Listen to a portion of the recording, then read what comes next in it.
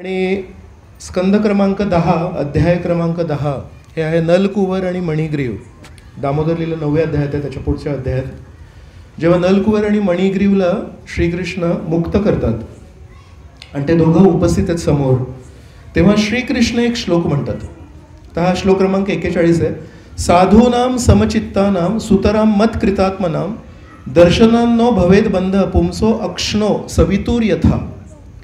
यामध्ये श्रीकृष्ण म्हणतात, ज्या प्रकारे एखाद्या व्यक्ती सूर्यासमक्ष जेव्हा असेल तेव्हा त्याच्या डोळ्यात अंधकार राहू शकत नाही, तशाच प्रकारे जेव्हा एखादा व्यक्ती साधूनाम समचित्तानाम, जो परमेश्वराप्रती पूर्णपणे समर्पित आहे, अशा एखाद्या व्यक्तीप्रती जेव्हा समोरासमोर येतो तेव्हा तो साधू पण सूर्यासारखा असतो आणि त्या सूर्यासमोर त्या व्यक्तीचे अनर्थ किंवा चुकीच्या गोष्टी राहत नाही.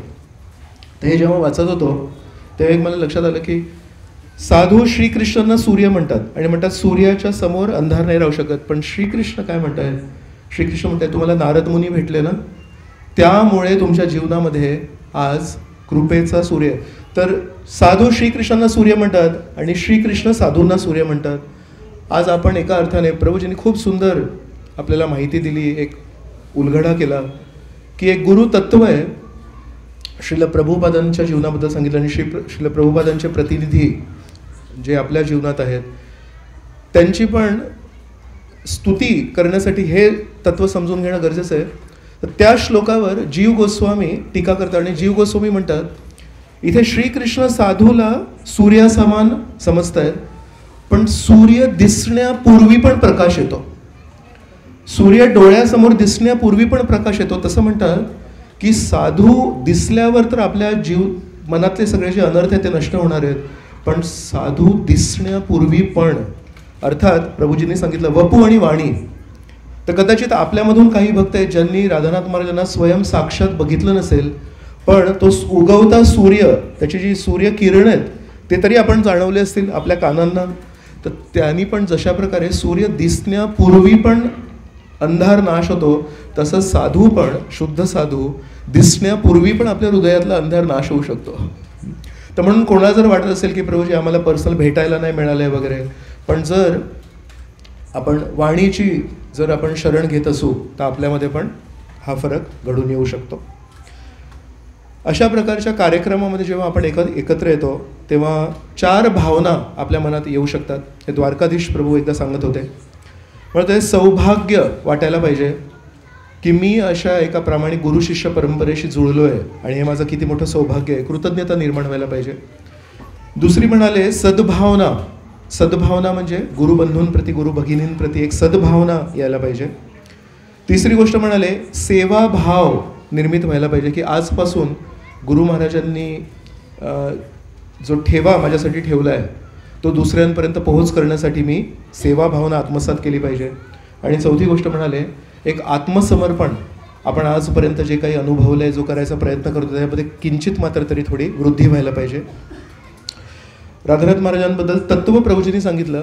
मी माझ्या गुरुबंधूंकडून ज्या काही गोष्टी किंवा एक प्रसंग ऐकलेत त्याच्याबद्दल मी थोडंसं बोलतो की महाराजांचं तल्लीनता या विषयावर थोडेसे मी काही प्रसंग मांडतोय की महाराज नेहमी श्रीकृष्णांबद्दल विचार करत असतात आणि नेहमी वृंदावनामध्ये तल्लीन असतात.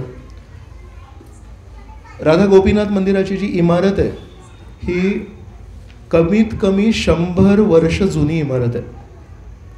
आणि त्या 100 वर्ष जुनी इमारतीमध्ये आज जेव्हा आपण राधा गोपीनाथ मंदिरात जातो तेव्हा खूप सुंदर आहे. त्याच्यावर खूप छान जयपूरचं, राजस्थानचं ते सँडस्टोन आहे, कोरीव काम केलं आहे, लाकडी सगळे चमकणारं फ्लोर आहे. पण 100 वर्षापूर्वीची इमारत आज तशी का दिसते? कारण आज भक्तांनी त्याला श्रीकृष्णांचं घर म्हणून त्याला सजावट केली आहे. पण राधा गोपीनाथ जेव्हा तिथे आले तेव्हा ती इमारत कशी होती? तर तेव्हाचे जे भक्त आहेत ते सांगतात, म्हणतात 100 वर्ष जुनी बारामतीत कधी कुठली इमारत बघितली आहे? आणि ती जर इमारत ना ऑफिसची असेल, गव्हर्नमेंटची असेल तर कमीत कमी त्याची काहीतरी डागडुजी होणार. ती इमारत होती एका अनाथाश्रमाची. तर अनाथाश्रम म्हणजे ऑलरेडी पैसे कमी आणि ती 100 वर्ष जुनी इमारत, तर त्याची किती पडीक अवस्था असेल विचार करू शकता. म्हणजे ती राहण्यासारखी नव्हती. तर महाराज जेव्हा तिथे आले तेव्हा एक दिवशी भक्तांसोबत बसले होते आणि तेव्हा म्हणाले, तुम्ही विचार करू शकता का की अशा प्रकारच्या 100 वर्ष जुनी असलेल्या अनाथ आश्रम आहे म्हणून तिथे कोणाचं लक्ष नाही, पैसे नाही, देणगी नाही, काही नाही, चालू आहे कसं बसं. अशा या पडीक इमारतीमध्ये तुम्ही तुमच्या आवडत्या कोणा व्यक्तीला घेऊन याल का? तर सगळ्या भक्तांनी प्रामाणिकपणे सांगितलं, नाही, आम्ही चांगल्या साफ स्वच्छ इमारतीतच आम्ही लाडक्या कोणा.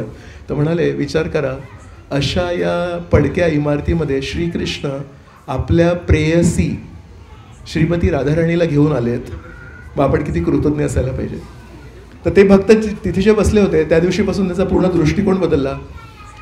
भक्तांना वाटायचं की ही पडीक इमारत इथे कसं मंदिर बांधायचं आणि कसं काय आपण करायचं.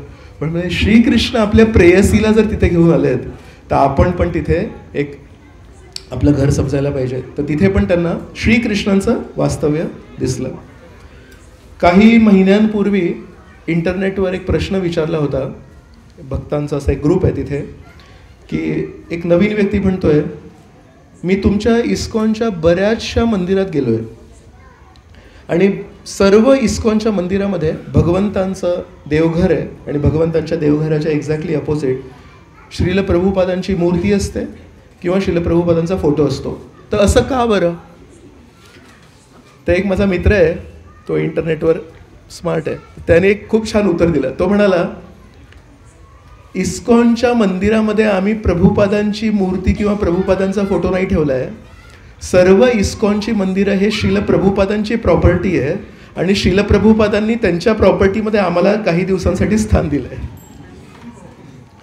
तर लगेच त्या माणसाला लक्षात आलं, वाचणाऱ्या माझ्या इतर मित्रांना लक्षात आलं की आपण प्रभुपादांच्या प्रॉपर्टीमध्ये राहतोय, आपण प्रभुपादांना आपल्या मंदिरामध्ये फोटोची जागा नाही दिली. तर हा दृष्टिकोन, तसं महाराजांनी आपण पडीक मंदिरात नाही राहत आहे, राधा गोपीनाथांच्या घरामध्ये आपण राहतोय. मग जे काही गरजेचं आहे ते आपल्याला करायची गरज आहे. तसंच आपलं हे जे घर आहे इथे, ते जगन्नाथ बलदेव सुभद्रांचं घर आहे. एकदा काहीतरी आजार झाला होता राधानाथ महाराजांना, तेव्हा त्यांना आयुर्वेदिक एक औषध देण्याचा प्रयत्न केला. तर कधी काही आयुर्वेदिक औषध आहेत, तिखट असतात, कडू असतात, साधारणपणे कडू असतात. तर त्या दिवशी त्यांना जी एक जडीबुटी किंवा काहीतरी औषध दिलं, अत्यंत तिखट होतं. आणि आपण भारतीय लोक कमीत कमी लहानपणापासून आपण मिरच्या वगैरे खाल्ल्या आहेत. पाश्चात्य देशात ज्यांचा जन्म झाला आहे त्यांना मिरचीची एक सवयच नसते, तर त्यांना कदाचित लहानशी मिरची पण अगदी तिखट लागते. तर त्या दिवशी ती जी जडीबुटी ती जी खाल्ली महाराजांनी, कुठेतरी काहीतरी चुकलं, पण असे डोळ्यातून त्या तिखट खाल्ल्यानंतर जसे अश्रू वाहतात आणि असे लाल डोळे झाले, तो गोरा चेहरा त्यांचा लाल झाला आणि नुसते अश्रू वाहत आहेत. आणि द्वारकाधीश प्रभू बसले होते. द्वारकाधीश प्रभू म्हणतात, महाराज मी पाणी देऊ का? लक्षात आलं काहीतरी चुकीची काहीतरी गोष्ट केली आहे, पाणी देऊ का? तर महाराज म्हणाले नाही. आणि त्याला चावत होते आणि अजून अश्रू वाहत होते, अजून तो तिखटपणा त्यांना जाणवत होता. हळूहळू द्वारकाधीश प्रभू म्हणतात, काही देऊ का? म्हणजे नाही नाही नाही. आणि ते सगळं संपल्यानंतर, अश्रू वाहिल्यानंतर महाराज म्हणाले, श्रीकृष्ण किती आश्चर्यकारक आहेत. मग पुढे त्यांनी खुलासा केला. म्हणाले, वृंदावन लीलेमध्ये 2 वेळा असं होतं की अग्नी लागलेली असते आणि श्रीकृष्णांनी आपल्या मित्रांना वाचवण्यासाठी असं करून ती अग्नी प्यायले. म्हणाले, मला इतका थोडासा तिखटपणा जेव्हा जाणवतो तेव्हा जीभ जळाली आणि अश्रू व्हायला लागले आणि श्रीकृष्णांनी 2 वेळा आपल्या भक्तांना वाचवण्यासाठी अग्नी प्राशन केलं आहे. तर श्रीकृष्ण किती आश्चर्यकारक आहेत. तर यांना टेन्शन होतं की हे अश्रू वाहत आहेत, पण महाराज विचार करतो की श्रीकृष्ण किती आश्चर्यकारक आहेत. एकदा महाराजांसाठी तब्येत जेव्हा डाऊन होती तेव्हा त्यांची स्ट्रेस टेस्ट करत होते. तर हृदय किती स्ट्रॉंग आहे ते बघण्यासाठी काय करतात, हॉस्पिटलमध्ये ट्रेडमिल असते आणि त्या ट्रेडमिलचा एक स्पीड असतो आणि हळूहळू तो स्पीड वाढवत जातात. त्याच्यातून ते इलेक्ट्रोड्स वगैरे लावलेले असतात, ECG वगैरे, आणि बघतात. तर भक्तिवेदांत हॉस्पिटल, मीरा रोड, मुंबईचा एक भाग आहे तिथे आहे. आणि भक्तिवेदांत हॉस्पिटलच्या समोरच राधा गिरीधारी मंदिर आहे मीरा रोडचं. तर द्वारकाधीश प्रभू म्हणत होते की तिथे काचेच्या भिंती होत्या आणि त्याच्यामध्ये ती ट्रेडमिल होती आणि तिथे महाराजांचं हे स्ट्रेस टेस्ट द्वारकाधीश प्रभू करत होते. तर मी डॉक्टर नाही आहे, पण ते जे म्हणत होते की 9 मिनिटापर्यंत ती स्ट्रेस टेस्ट होती आणि 9 मिनिटापर्यंत जर माणूस टिकला म्हणजे खूप छान आहे. हळूहळू तो स्पीड असा वाढत जातो, इन्क्लिनेशन वाढत जातं, तर ते टफ होत जातं हृदयावर चालणं. तर 9 मिनिटापर्यंत महाराज खूप छान चालत होते आणि द्वारकाधीश प्रभूंना ते रिझल्ट्स वगैरे आले. तर मग प्रभूजी म्हणाले की महाराज झालं आपलं, स्ट्रेस टेस्ट झाली, आपण आता उतरूया. तर महाराज म्हणाले आय वॉन्ट टू वॉक, मला चालायचं आहे. तर प्रभूजींना वाटलं ठीक आहे 1 मिनिट अजून. तर मग चालत चालत 9 झाले, 10 झाले, 11 झाले आणि महाराजांना पूर्ण असा घाम फुटला आणि महाराज तरी चालतायत. मग द्वारकाधीश प्रभू म्हणाले महाराज टेस्ट झाली, 2 मिनिट एक्स्ट्रा पण झाले, आता आपण थांबवू शकतो, सगळं काही झालं आहे आपलं, आपण बघूया, शहानिशा करूया. No no no, I want to walk. अजून 1 मिनिट, 12 मिनिटं झाले. तेव्हापर्यंत पूर्ण घामाघूम झालेत आणि कुठेतरी द्वारकाधीश प्रभूंना एक थोडं टेन्शन यायला लागलं की कधीही काही होऊ शकतं, कारण तो तणाव वाढत चालला आहे. आणि महाराज हे खूप मोठे मोठे पाऊल घेत होते, कारण ती स्पीड जेव्हा वाढली आहे तर त्याला स्पीडला ठेवायला असं जास्ती मोठं असं लांब पाऊल घ्यायला लागत होतं. तर त्यांना वाटलं धोतरामध्ये जास्तीत पटकन चालता येत नाही, पॅन्ट असते तर सोपं आहे. तर त्यांना वाटलं की कधी चुकून काय धोतर फसलं वगैरे तर घसरून पडूही शकतात. तर सगळं ते कठीण टेन्शन चालू होतं. 13 मिनिटं झाले. महाराज can we stop? No no, I want to walk, मला चालायचं आहे. द्वारकाधीश प्रभूंनी काही वेळाने तो जो टेक्निशियन होता त्याला सांगितलं बाबा रे तू बंद कर मशीन, कारण हे असं नाही चालू शकत. त्यांनी मशीन बंद केली आणि महाराज हळूच जसं थांबली जी मशीन, थांबले आणि महाराजांचे डोळे बंद होते. मग महाराज म्हणाले मी विचार करत होतो श्रीकृष्णांना स्पर्श करण्यासाठी काल यवन पण धावत होता आणि तो काल यवन धावत धावत श्रीकृष्णांना हात लावायचा प्रयत्न करत होता, पण श्रीकृष्ण तिथेच उभे होते. श्रीकृष्ण काही पळत नव्हते, पण तो श्रीकृष्णांना स्पर्श करू शकत नव्हता. आणि मी त्या स्ट्रेस टेस्टवर जेव्हा चालत होतो तेव्हा त्या काचेच्या पलीकडे मला राधा गिरीधारी मंदिर दिसत होतं. तर मला एक माहिती आहे तिथे राधा गिरीधारी आहेत आणि मला एक जाणवलं मी चालतोय धावतोय पण मी श्रीकृष्णांना स्पर्श नाही करू शकत आहे. तर मी विचार करतो की काल यवनची पण अशीच परिस्थिती असेल नाही. मग तेव्हा द्वारकाधीश प्रभूंना लक्षात आलं की मी स्ट्रेस टेस्टवर फोकस करतोय, पण महाराज वृंदावनामध्ये आहेत आणि त्या लीलेबद्दल विचार करतायत. एकदा राधेश्याम प्रभूंनी मंदिरामध्ये बुद्धिबळचा एक एक्सपर्ट आणला, चेस खेळणारा एक व्यक्ती आणला आणि थोडं त्यांचा संवाद झाला महाराजांसोबत. तर त्यांनी महाराजांना विचारलं तुम्ही पाश्चात्य देशामध्ये जन्म घेतला आहे, तुम्ही इथे भारतामध्ये येऊन कृष्ण भक्ती कशी काय करताय? तर महाराजांनी पटकन एक उत्तर दिलं, म्हणाले श्रीमती राधाराणींनी मला चेकमेट केलं. त्याला जे समजेल, त्याला जे कळेल असं उत्तर देण्यामध्ये महाराज खूप एक्सपर्ट आहेत. पण हे सगळी उत्तरं वृंदावन, कृष्ण, राधाराणीशी संबंधित असतात. एकदा राधा गोपीनाथ मंदिरामध्ये युवकांचा एक फेस्टिवल होता, प्रेरणा फेस्टिवल. त्यामध्ये एक असा हुशार मुलगा होता. तर लेक्चर झाल्यानंतर म्हणतो मला प्रश्न विचारायचा आहे आणि त्यांनी असा एक थोडा जाणून बुजून एक प्रश्न विचारला, लांब थोडं काय काय बोलला. त्याच्यानंतर म्हणाला इंग्रजीमध्ये अशी म्हण आहे की प्रत्येक यशस्वी व्यक्तीच्या पाठीमागे कोणा ना कोणा महिलेचा आधार असतो. तर तो बेसिकली ट्रॅप करायचा प्रश्न होता. संन्यासी आहेत तर त्यांना असा प्रश्न विचारतो, म्हणजे तुमच्या यशाच्या पाठीमागे कोण महिला आहेत?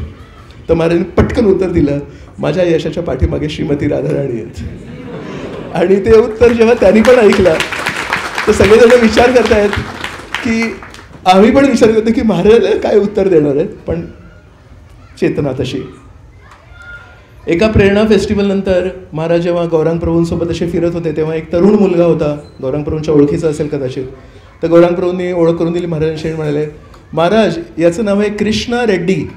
महाराज पटकन म्हणाले तू कृष्णा रेड्डी आहेस, but are you ready for Krishna? श्रीकृष्णासाठी तयार आहेस का?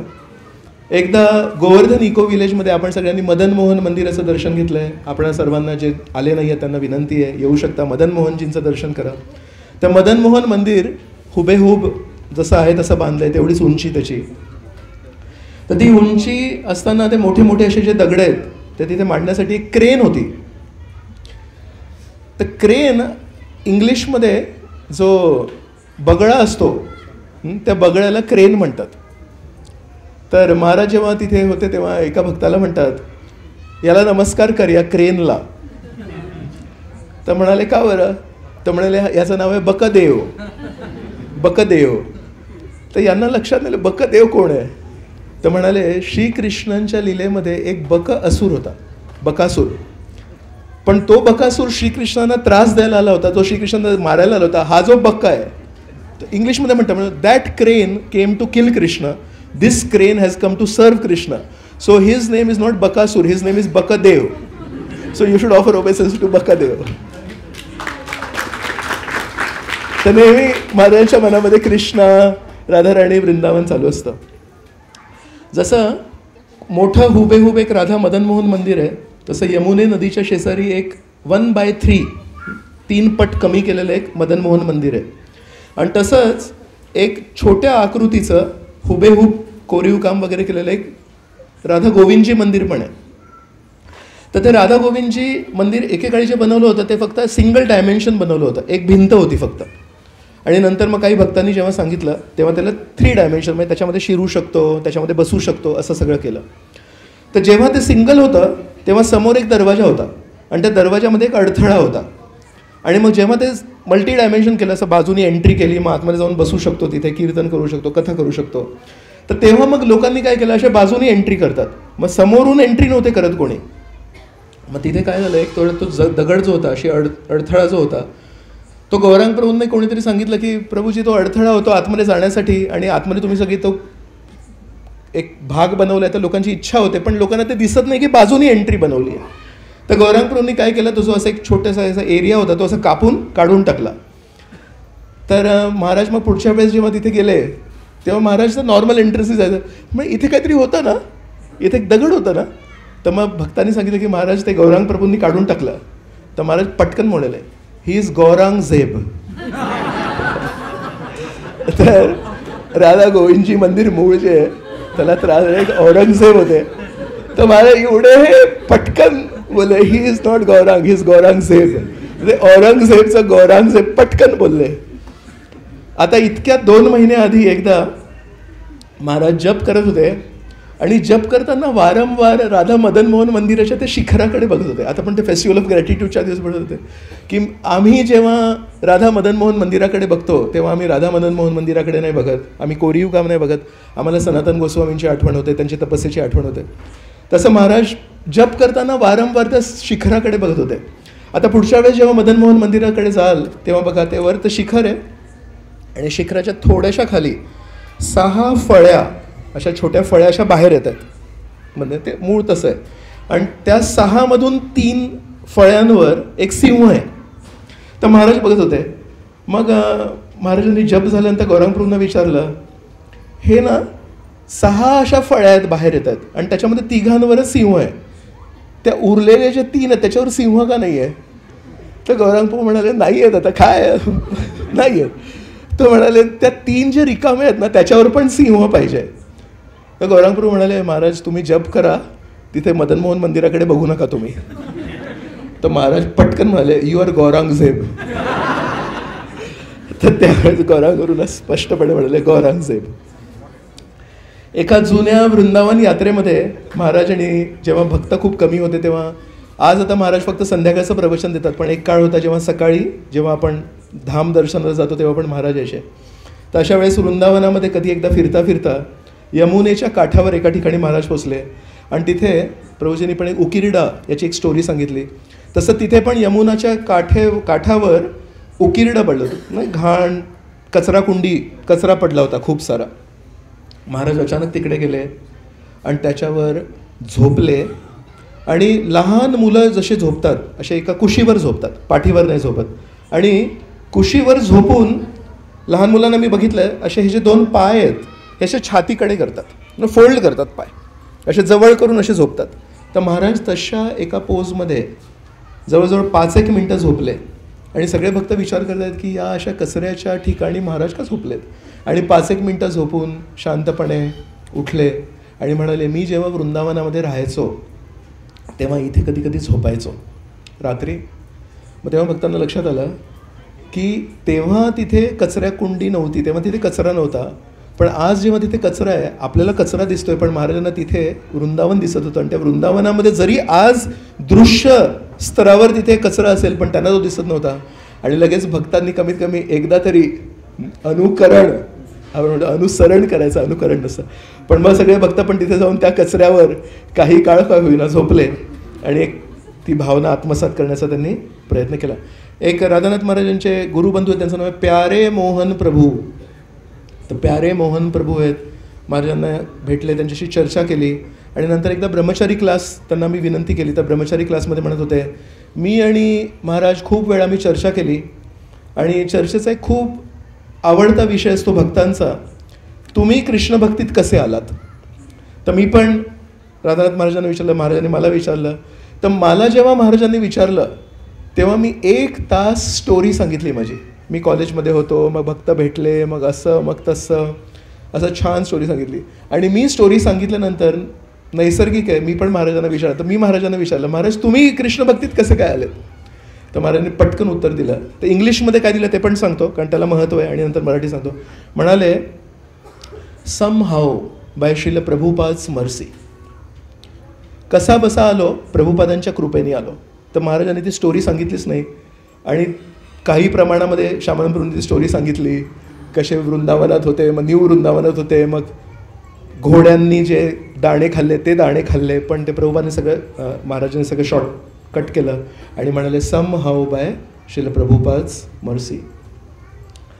ब्रजचंद्र प्रभू आहेत, आश्रमात राहतात, ते महाराजांचे सेक्रेटरी आहेत. तर एकदा ते सांगत होते की महाराज दीक्षेच्या काळी जेव्हा स्वतः जप केलेले माळा शिष्यांना द्यायचे असतात, तर मग तेव्हा मग काय करतात, 16 माळा करताना एक माळ घेतात, त्याच्यावर एक माळ दुसरी असं करत पटपट त्या माळा करायच्या असतात. तर एक दिवशी जेव्हा ब्रजचंद्र प्रभूंना भेटायला आले तेव्हा गळ्यामध्ये 2 माळा होत्या आणि हातामध्ये 1 माळ होती आणि ब्रजचंद्र प्रभूंना कळालं नाही हे काय आहे.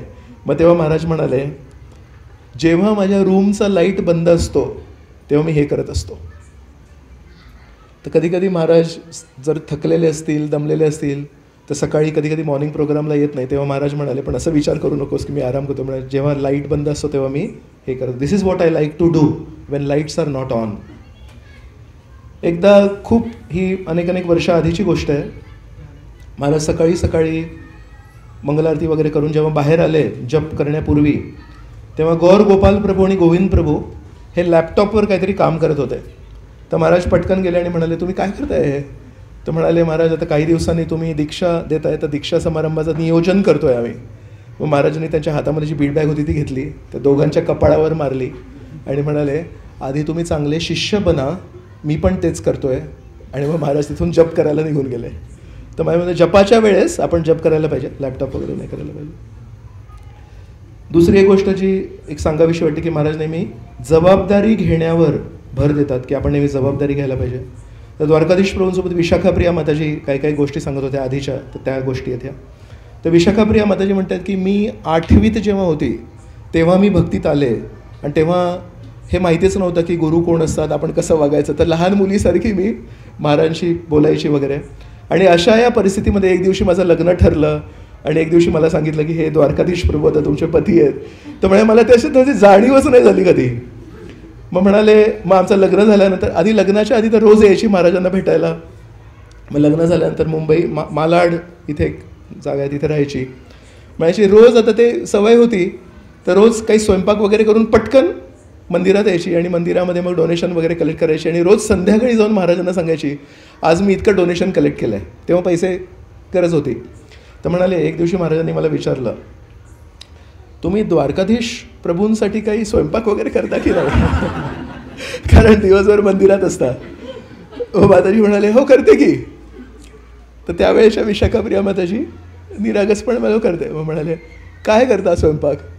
तर म्हणजे कधी ढोकळा, डाळ, राईस, भाजी, चपाती करते. म्हणाले, तुमचं लग्न झालं आहे आणि तुमचं खूप मोठं कर्तव्य आहे की तुमच्या पतींची चांगली सेवा करायला पाहिजे आणि रोज नवीन निरनिराळे पदार्थ बनवून तुम्ही तुमच्या पतींना खाऊ घालायला पाहिजे. माताजी विचार करतात, मी रोज मंदिरात येते आणि रोज मी इतकी सगळी सेवा करते आणि हे मला सांगतात की पतींची सेवा करायची चाललं आहे काय. मग विशाखाप्रिया माताजी म्हणत होते, त्या अशा लहान लहान गोष्टी सांगून महाराजांनी नेहमी मला हे बिंबवलं की गृहस्थ आश्रमाकडे आपण दुर्लक्ष नाही करायला पाहिजे. एक मग सांगतायत की एक कुठेतरी यात्रा जाणार होती, तर माताजी म्हणत होते की मी ज्या दिवशी भक्तीत आली त्या दिवशीपासून मी एकही यात्रा चुकवली नव्हती. आणि लग्न झाल्यानंतर एक दिवशी थंडीच्या काळामध्ये कार्तिक यात्रेमध्ये जेव्हा यात्रा जायची तर तेव्हा मला सर्दी झाली होती आणि कुठपर्यंत तर निमोनियापर्यंत झालं होतं.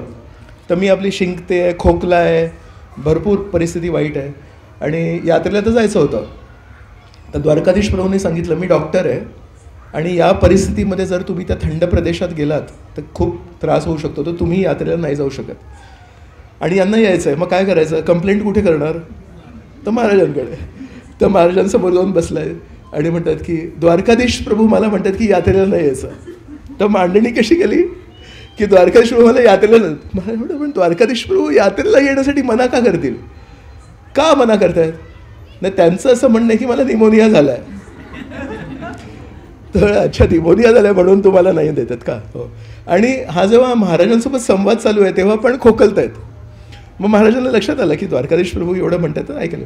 म्हणाले की मग द्वारकाधीश प्रभू नाही म्हणतायत हे एकदा ऐकलं, मग तुमचं काय म्हणणं आहे. म्हणे नाही, मला तर यात्रेला यायचं आहे. खो खो खो. मग म्हणाले माझं पण असं म्हणणं आहे की तुम्ही यात्रेला नाही यायला पाहिजे. मग परत खो खो खो. नाही महाराज, असं कसं होऊ शकतं, मी तुमच्या एकाही यात्रेला बुडवलं नाही आहे, यात्रेला तर यायचंच आहे. मग महाराज म्हणाले नाही, माझं स्पष्ट मत आहे की तुम्ही यात्रेला नाही यायला पाहिजे. तर हे जेव्हा असं कडक बोलले महाराज तेव्हा मग त्यांना लक्षात आलं की आता याच्यापुढे आपण आर्ग्यू नाही करू शकत. मग असा त्यांचा चेहरा एकदमसा केविलवाणा झाला. मग महाराजांना लक्षात आलं की थोडं जास्तीच कडक बोललो की काय. मग महाराज म्हणाले तुम्ही यात्रेला नाही यायला पाहिजे, पण मी एक आश्वासन देतो, तुम्ही घरी राहून जेव्हा जेव्हा खोकलाल तेव्हा तुम्ही आमच्यासोबत यात्रेत असाल हा माझा मी आशीर्वाद देतो.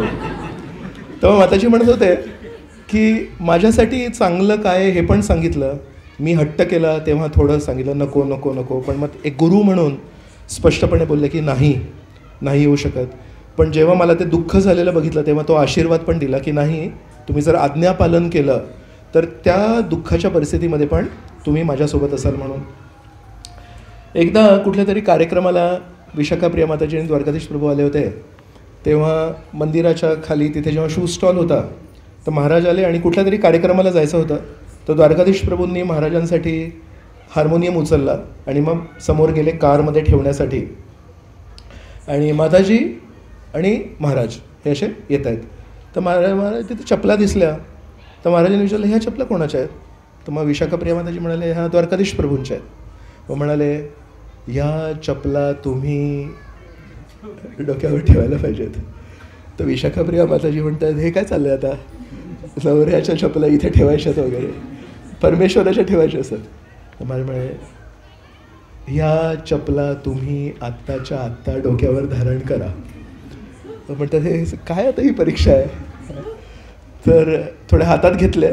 महाराज 2 पाऊल पुढे गेले. महाराजांना माहिती होतं हे काय करणार नाही आहेत. महाराज 2 पाऊल गेले, मागे वळले तर त्यांनी हातात ठेवले होते.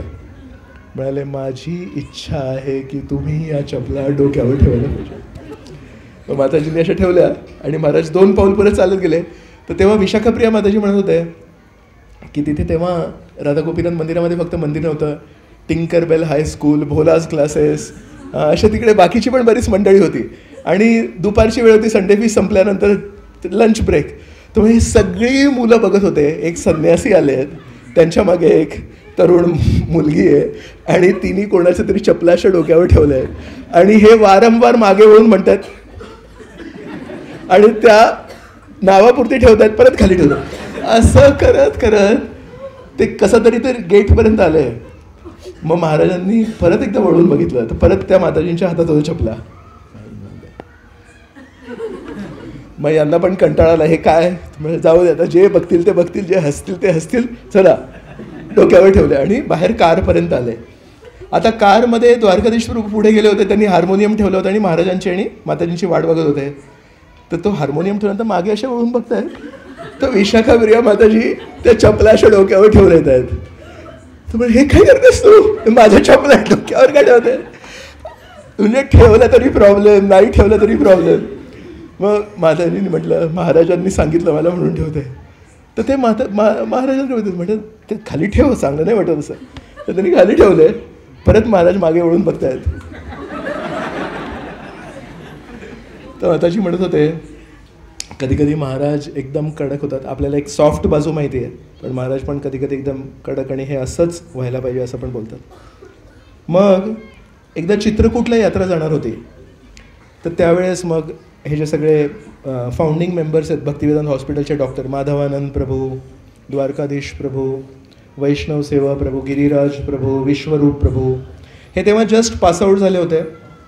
आणि महाराजने तेव्हा एक चैतन्य पॉलिक्लिनिक सुरू केलं होतं. तर यांना किती पैसे मिळणार त्याच्यामध्ये? नवीन नवीन हे सगळे कसे मोठे एस्टॅब्लिश डॉक्टर नाही आहेत. तर जे काही कमी पडायचे पैसे लक्ष्मी ते त्यावेळेस कृष्णचंद्र प्रभू आणि श्रीनाथजी प्रभू पोचायचे. तर महाराज म्हणायचे की हे लोक सेवा करतात, आपण मदत करायची. तर चित्रकूटला एकदा यात्रा जाणार होती. तर महाराजांनी असंच एक बसले होते मीटिंगमध्ये. मग त्या मीटिंगनंतर त्या सगळ्या डॉक्टर्सला विचारलं तुमच्यातून कोण कोण येते चित्रकूटला? तर सगळे गिरिराज प्रभू, विश्वरूप प्रभू सगळे आम्ही येतोय, मी येतोय, मी येतोय. तर महाराज म्हणाले तुमच्यातून एकही माणूस चित्रकूटला यात्रेला येणार नाही. अरे हे कोण गुरु आहेत जे यात्रेला येण्यापासून मना करतात? मग महाराजांनी खुलासा केला तुम्ही यात्रेला येण्यासाठी मी प्रश्न विचारला आणि पटकन हो का म्हणताय माहिती आहे? पण तुमच्यातून कोणीही या प्रोजेक्टमध्ये पैसे नाही टाकलेत. ज्या गोष्टीमध्ये आपण पैसे टाकतो तिथे आपली एक जबाबदारीने आपण त्याला सांभाळतो. म्हणतात तुम्ही लोक सगळे काय करताय? सेवा करतात आणि पैसे कृष्णचंद्र प्रभू देत आहेत. तुमच्यामध्ये त्याच्या त्या लक्ष्मीच्या त्या देणगीचा जबाबदारीची भावना नाही आली आहे आणि म्हणून तुमच्यातून कोणीही येणार नाही. आधी तुम्ही ती जबाबदारी स्वीकारा आणि त्या पैशाची किंमत करायला शिका की कोणी आपल्याला देणगी देत आहे तर त्या पैशांची आपण किती काळजी घेतली पाहिजे आणि मग त्या जबाबदारीने अनुसार मग आपण यात्रेला या.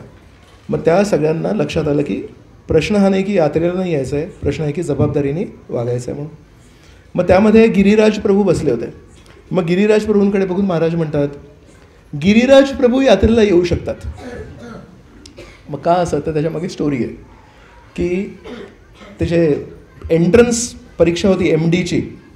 त्याच्यामध्ये गिरिराज प्रभू त्या वर्षी त्यांनी एंट्रन्स दिली होती आणि त्यामुळे कमी मार्क मिळाल्यामुळे ते क्वालिफाय नव्हते झाले, परीक्षेत नापास झाले होते आणि ती MDची जी एंट्रन्स एक्झाम आहे ती पुन्हा पुन्हा देते ते दरवर्षी ते. तर महाराज म्हणाले ही कॅन कम, कारण दुःखी होते तर त्यांना परवानगी दिली. मग गिरिराज प्रभूंकडे बघून म्हणाले यावर्षी तुम्हाला मार्क नसतील मिळाले, पुढच्या वर्षी तुम्ही परत एकदा परीक्षा देऊ शकता. मग म्हणाले का माहिती आहे? कारण गौर निताय आहेत, गौर निताय कृपा देतील. तर दुसऱ्यांदा परीक्षा देत आहे, पहिल्यांदा नापास झाले, दुसऱ्यांदा देत आहे, तर गौर निताय 2 आहेत तर तुम्हाला कृपा मिळेल, पुढच्या वर्षी तुम्ही नक्की पास व्हाल. मग म्हणाले जर दुसऱ्यांदा परीक्षा देताना तुम्ही पास नाही झाले तर तिसऱ्यांदा देऊ शकता, जगन्नाथ बलदेव सुभद्रा तुम्हाला कृपा देतील. मग परत पटकन म्हणाले की जर तिसऱ्यांदा पण तुम्हाला जमलं नाही तर चौथ्यांदा तुम्ही परीक्षा देऊ शकता, कारण राम, लक्ष्मण, सीता आणि हनुमानजी आहेत. मग म्हणाले जर चौथ्यांदा पण पास नाही झाले तर 5व्यांदा देऊ शकता, कारण पंचतत्व आहेत. मग म्हणाले 5व्यांदा जर दिली आणि 5व्यांदा पण नापास झाले तर 6व्यांदा पण देऊ शकता, कारण षड गोस्वामी आहेत. मग म्हणाले आणि 6व्यांदा पण जर नापास झाले तर अनंत कोटी वैष्णव वृंद पण आहेत.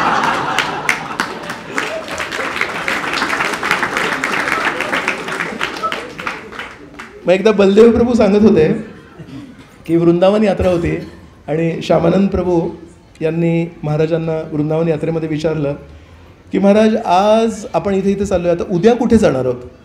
तर महाराज म्हणाले मी वृंदावनामध्ये जेव्हा येतो तेव्हा मी प्लॅनिंग नाही करत, वृंदावन आपल्यासाठी प्लॅनिंग करतं. तर प्रभूजींनी ऐकलं ते उत्तर. मग संध्याकाळपर्यंत भक्तांनी प्रभूजींना विचारलं, मॅनेजर, यात्रा मॅनेजर, की आपण उद्या कुठे जाणार आहोत? तर प्रभूजींना लक्षात आलं तंतोतंत उत्तर दिलेलं बरं आहे. तर श्यामानंद प्रभूंनी उत्तर दिलं की मी महाराजांना हा प्रश्न विचारला तेव्हा महाराजांनी सांगितलं मी जेव्हा वृंदावनात असतो तेव्हा मी प्लॅनिंग नाही करत, वृंदावन प्लॅनिंग करतं. आणि हे उत्तर जेव्हा भक्तांनी ऐकलं त्यांना अजिबात रुचलं नाही, त्यांना अजिबात कळालं नाही. आणि त्या सर्व भक्तांनी श्यामानंद प्रभूंना प्रश्न विचारला सगळं काही बरोबर आहे ना? तर श्यामानंद प्रभू विचार करत आहेत आता काय करायचं, महाराजांनी जे उत्तर ते दिलं तरी प्रॉब्लेम, नाही दिलं तरी प्रॉब्लेम. मग ही जी गोष्ट आहे ही नंतर एका मायापूर यात्रेमध्ये बलदेव प्रभूंनी श्यामानंद प्रभूंना प्रश्न विचारला की उद्या आपण कुठे जाणार आहे?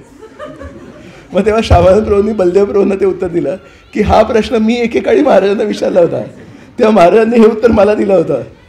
तर मग बलदेव प्रभू म्हणाले एक काम करूया मग प्रभूजी, म्हणजे महाराज काय म्हणतात प्लॅनिंग नाही करायचं, तर आपण ना उद्या कुठेतरी जाऊया, आपण प्लॅनिंग नाही करायची.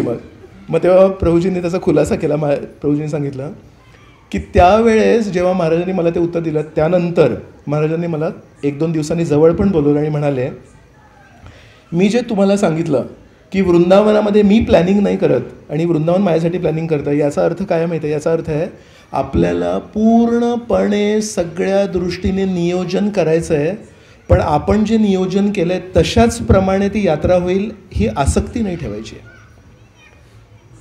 तर म्हणाले तुम्ही यात्रा मॅनेजर आहे, ते पूर्ण प्लॅनिंग करायची आहे, सकाळी इथे ब्रेकफास्ट होईल, दुपारी लंच इथे होईल, परिक्रमेला इतका वेळ लागेल वगैरे वगैरे, पण यात्रा ही पवित्र धामात होत असते, तिथे अंतरंग शक्ती असते, तर माहीत नाही कशी होईल, आसक्त नाही राहायचं, पण आपण प्लॅनिंग करण्यापासून वाचायचं नाही आहे.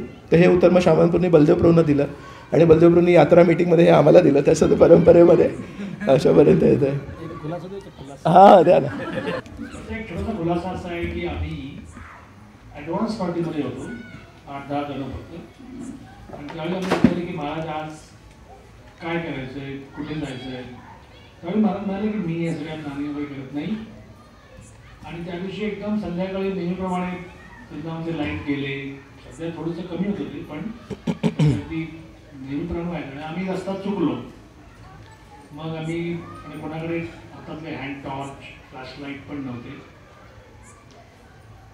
एक गल्ली घेतली, दुसरी गल्ली, आणि नंतर अचानक राहा दामोदर आलं, नंतर राहा दामोदरचं पण राहा दामोदर आत जाऊन मग तिकडे रूपगोस्वामींच्या समाधी आणि भजन सर दोन्ही समोरासमोर आहे. त्यावेळी समजलं की आज रूपगोस्वामींची तिरोभाव स्थिती आहे. म्हणून बघा तुम्ही इथे तुमचं प्लॅनिंग महत्वाचं की इथे वृंदावन आणि गोस्वामी हे तुमच्याकडे आधीच प्लॅनिंग करतात, त्यांची इच्छा आहे की तुम्ही या ठिकाणी यावं, तो एक छोटासा पॉईंट. पण हे जे आहे ना की त्याचा आता यात्रा मॅनेजरने असं आरामात राहावं नाही. पहिला जो प्रसंग होता त्यावेळी फक्त 8 जण होतो, आणि त्यावेळी आम्हाला त्या ॲक्च्युली समजलं की आपण आपल्या प्रकारे 3 वाजता जाऊ, 4 वाजता जाऊ, त्यापेक्षा आम्ही ते असे पूर्ण भटकलो, रॉंग गल्ली घेतली, बरोबर त्या रूपगोस्वामींच्या समाधीला. अरे बोल.